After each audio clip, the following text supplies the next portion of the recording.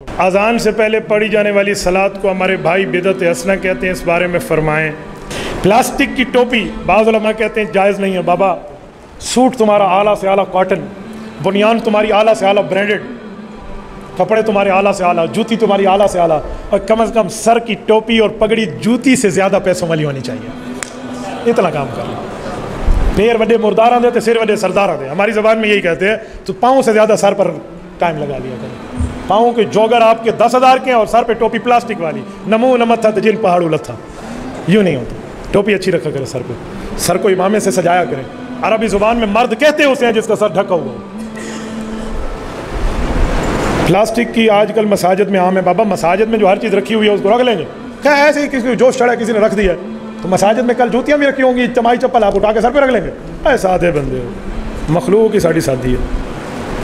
حنفی کہتے ہیں نماز جمعہ چلے اور جانے کی وجہ سے غیر مقلدوں کے پیچھے۔ بابا اپنوں کے پیچھے نماز پڑھو، میں کسی غیر کے پیچھے پڑھنے کی اجازت نہیں دیتا۔ یہ گردن جہنم کی پول بنے گی اگر میں اجازت دے دوں، اور میری گردن میں اتنی پاور نہیں ہے کہ میں آپ کو کسی غیر کے پیچھے نماز کی اجازت دوں اور میری گردن جہنم کا پل بن جائے۔ نہ بابا، یہ میرے پاس نہیں ہے۔ صبح کی سنتیں کس وقت پڑھی جائیں؟ بعض لوگ حضرات کہتے ہیں جماعت کے فوراً بعد۔ طبرانی کی روایت ہے حضرت ابن مسعود رضی اللہ عنہ کی کہ کوئی شخص آتا جس نے سنت نہ پڑھی ہوتی اور ابھی نماز جاری ہوتا تو فی ناحیۃ المسجد، مسجد کے ایک کونے میں سنتیں پڑھ لیتا، اور اگر سنتیں نہیں پڑھ سکتے، آپ نماز کا سلام پھرنے کا اندیشہ ہے، تو پھر آپ اشراق کے بعد پڑھیں۔ صحیح بخاری کی صحیح حدیث، صحیح مسلم کی صحیح حدیث ہے، حضرت ابو ہریرہ فرماتے ہیں بعد ما تطلع الشمس، اللہ کے رسول نے فرمایا سورج طلوع ہو جائے پھر سنت پڑھیں۔ ٹھیک ہے، فوراً نہیں ہے۔ عیسائی کے ساتھ کھانا کھانا، اس کے گھر کا پکا ہوا نہ ہو تو پھر تو کوئی گنجائش ہے، یا آپ نے کھانا کھانا ہے تو دعوت دین کی نیت کر لیں، کوئی دین سمجھائیں، ورنہ میں آپ کو نان مسلم کے ساتھ تعلقات کی اجازت، میرا دل نہیں بنتا۔ میں تو چھوٹے موٹے والا اجازت نہیں دیتا، تو میرے تو کرسچینٹی پوچھ رہے ہو یار۔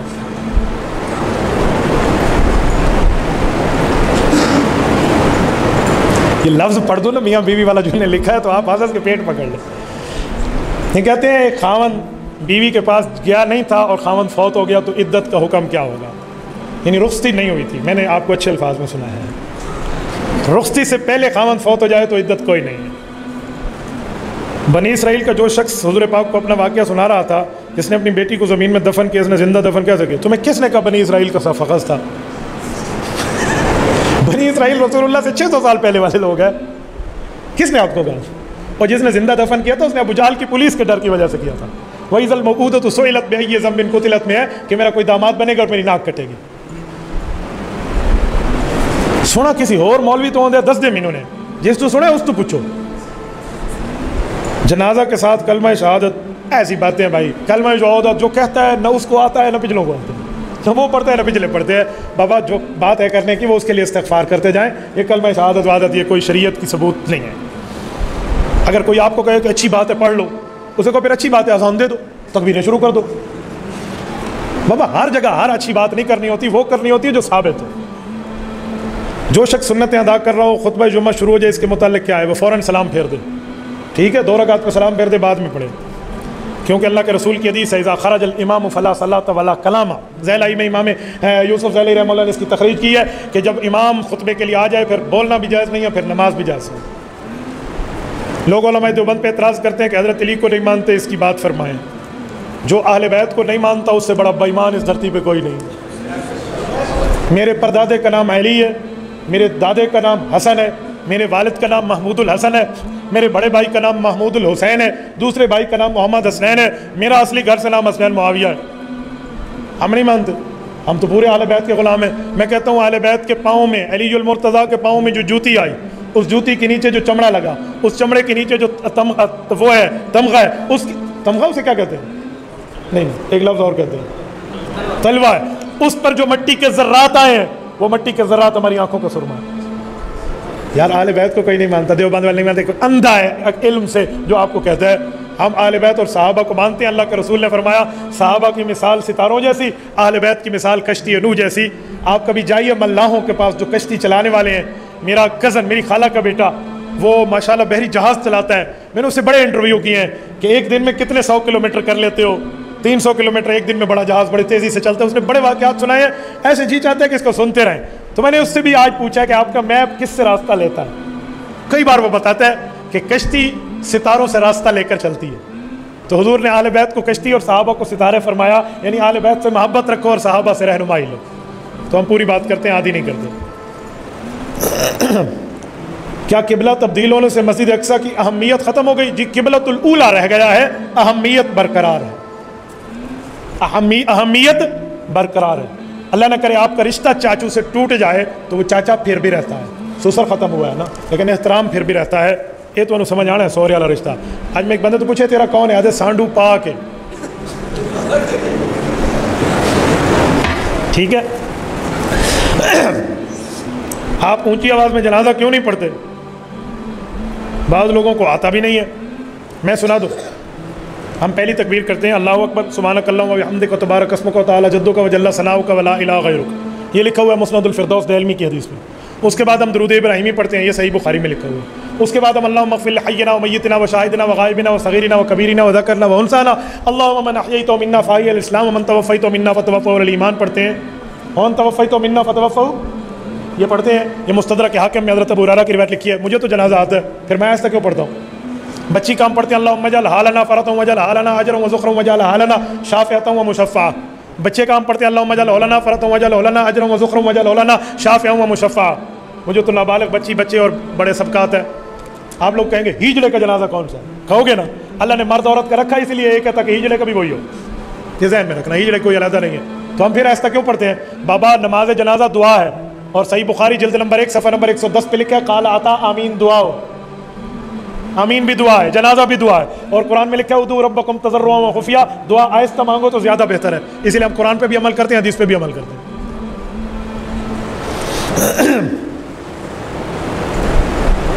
آپ جمعے والے دن خطبہ سے پہلے اذان کیوں دیتے ہیں؟ کہاں سے ثابت ہے؟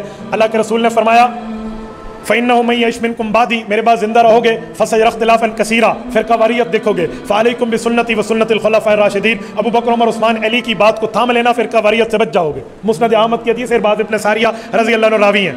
تو اس حدیث میں ہے ابو بکر عمر عثمان کی بات مانو. جب حضرت عثمان کا دور تھا، مجمع زیادہ ہو گیا. جمعے کی پہلی اذان کے بعد قرآن کہتا ہے جمعے کی اذان کے بعد کے لیے قرآن کہتا ہے اذا نودی للصلاۃ من یوم الجمعۃ فاسعوا الی ذکر اللہ. من یوم الجمعۃ، دو پیش ہیں حافظو، ایک پیش نہیں ہے. من یوم الجمعۃ نہیں ہے، من یوم الجمعۃ فاسعوا الی ذکر اللہ. اذان آئے تو فوراً نماز پہ آؤ ورنہ گناہ گار ہو گئے. تو حضرت عثمان، حضرت علی اور اہل بیت اور صحابہ بیٹھے کہ اب تو مجمع بڑھ گیا ہے، لوگ زیادہ ہو گئے ہیں، لوگ نماز میں آنے پہ لیٹ ہو جاتے ہیں تو دیر ہو جاتی ہے، کیا کریں؟ بھی لوگوں کو گناہوں سے بچانے کے لیے ایک اذان پہلے شروع کر دو تاکہ وہ اٹھ کر نماز کی تیاری شروع کر دیں. دوسری اذان آئے تو مسجد میں بیٹھے ہوں. ان التعظیم الثانی، امام بخاری لکھتے ہیں ان التعظیم الثانی امرہ عثمان حین کثر اہل المسجد، فرمایا حضرت عثمان نے صحابہ اور اہل بیت کے فیصلے کے ساتھ دوسری اذان شروع کرائی لوگوں کو گناہوں سے بچانے کے لیے جب مجمع بڑھ گیا. ہم حضور کی ان حدیثوں پر عمل کرتے ہیں کہ فرقہ واریت میں خلفائے راشدین مانو، تو عثمان و علی خلفائے راشدین میں شامل ہیں. ہم فرقہ واریت سے بچنے کے لیے ان کی مانتے ہیں. اب تیری مرضی، تو فرقہ واریت کر یا ان کی مان لے. ہم جمعے کی دونوں اذانوں کے قائل ہیں. انجینئر علی مرزا کے بارے میں فرمائے بابا وہ انجینئر ہے، وہ عالم دین نہیں ہے. اسی لیے کبھی صحابہ کو، کبھی اہل بیت کو، کبھی ائمہ کو، کبھی تابعین کو، کبھی علماء و فقہاء کو کیا سے کیا باتیں شروع کر دیتے ہیں. اس دن مجھے کسی نے کلپ دکھایا، حضرت مولانا فرمان دامت برکاتہم کے خلاف کوئی دو جملے بولے. میں نے کہا یہ صحابہ اور اہل بیت کے خلاف بولتا ہے، نبی کے خلاف بولتا ہے. جو نبی کے خلاف بولے وہ نبی کے وارث فرمان کے خلاف بولے گا، اس لیے پریشان ہونے کی ضرورت نہیں ہے. تو وہ انجینئر ہے بابا، انجینئر. انجینئر کا کام مسئلے چیک کرنا نہیں ہوتا، تھلی ٹھیک کرنا ہوتا ہے، سڑک ٹھیک بنانا ہوتا ہے، فرش ٹھیک بنانا ہوتا ہے. آپ کی تھلی خراب ہے، فرش ٹھیک نہیں ہے، سڑک ٹیڑھی ہے، تو اس سے رابطہ کر لیں. مسائل پوچھ رہے ہیں تو علماء دیوبند سے پوچھ لیں. ٹھیک ہے. انفرادی نماز کے بارے میں بتائیے. قادیانیوں کے ساتھ جو لوگ تعلق رکھتے ہیں ان کے دو سوال ہیں. سبحان اللہ. بابا انفرادی نماز میں تو پورا پڑھیں گے. میں نے کہا جب اکیلا درخواست لے کر ڈی سی آفس جاؤ گے تو پوری درخواست سناؤ گے نا، پوری بات کرو گے. تو اللہ کے دربار میں اکیلا نمازی تو پوری نماز پڑھے گا. اور قادیانیوں سے تعلق کسی قسم کا تعلق جائز نہیں ہے. دشمن رسول سے کیا تعلق رکھنا ہے؟ کل قیامت میں رسول اللہ سے سفارش لینا کس منہ سے آؤ گے یار؟ کوئی تعلق نہیں ہے قادیانیوں سے. دونوں ہاتھوں سے سلام کیوں لیتے ہو؟ بعض لوگ کہتے ہیں ایک ہاتھ سے کریں، ایک ہاتھ سے نہ کریں. حدیث پاک میں ہے، جامع ترمذی کی حدیث ہے، اللہ کے رسول نے فرمایا کہ جب دو مسلمان ملتے ہیں اور اس کے بعد ہاتھ ملاتے ہیں، غفر لہما قبل ان یفترقا، اللہ ان کے گناہوں کو معاف فرما دیتے ہیں، ابھی یہ جدا نہیں ہوتے. تو ہم کہتے ہیں دونوں ہاتھ ملائیں تاکہ دونوں ہاتھ کے گناہ معاف ہو جائیں. تو جس نے ایک ہاتھ کے گناہ باقی رکھنے ہیں اب اس کی مرضی ہے. باقی امام بخاری رحمۃ اللہ علیہ نے صحیح بخاری میں لکھا ہے صافہ حماد بن زید ابن المبارک بیدیہ فرمایا ہمارے اکابر کا طریقہ یہ ہے کہ 2 ہاتھ سے سلام کیا جائے، تو ہم دونوں ہاتھ سے سلام کے قائل ہیں، دونوں ہاتھ کے گناہ بھی معاف کراتے ہیں اور دونوں ہاتھ کے سلام بھی۔ جو جرابوں پہ مسح کرتے ہیں شرعی حوالہ جو کرتے ہیں حوالہ ان سے لے، میں تو عام جرابوں پہ مسح کا قائل ہی نہیں ہوں، تو میں تو قائل ہی نہیں ہوں، اس لیے مانتا ہی نہیں ہوں۔ جو مانتا نہیں تو دلیل میں کسی اور دے میں خود 3 ہاتھ لائے، سبحان اللہ۔ مجھ سے میری دلیل پوچھا یار، ایک بندے نے اس دن مجھے کہا یہ علی ولی اللہ وصی رسول اللہ خلیفۃ بلا فضل کلمہ پڑھنے کی کیا دلیل ہے؟ میں کہا میں تو پڑھتا نا، جڑا پڑھتے دلیل اس تو لے میرے تو لے دا، سبحان اللہ۔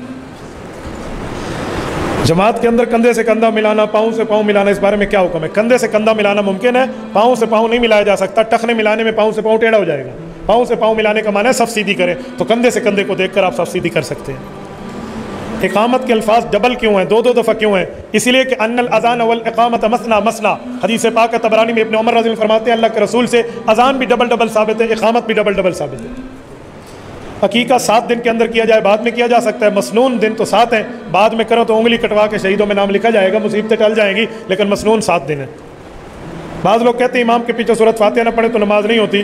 امام کے پیچھے سورۃ فاتحہ نہ پڑھے تو نماز نہیں ہوتی کہ لفظ سے کوئی حدیث نہیں ہے، بلکہ امام کے پیچھے نماز میں قرآن نہ پڑھو۔ صحیح مسلم جلد اول صفحہ 178 کی روایت میں آپ کے سامنے پڑھ کے دے چکا ہوں، اللہ کے رسول نے فرمایا انما جعل الامام لیتم بہ، امام بنایا جاتا ہے اس کی بات مانو۔ فاذا کبر فکبروا، وہ تکبیر پڑھے تم تکبیر کہو۔ واذا قال غیر المغضوب علیہم ولا الضالین، جب وہ اکیلا سورۃ فاتحہ پڑھے فقولوا آمین تو تم آمین کہو۔ واذا قرأ، جب وہ قرآن پڑھے فانصتوا، تم چپ کر جاؤ۔ تو اللہ کے رسول نے یہ فرمایا، صحیح مسلم کی صحیح حدیث میں نے آپ کے سامنے پڑھ دی ہے۔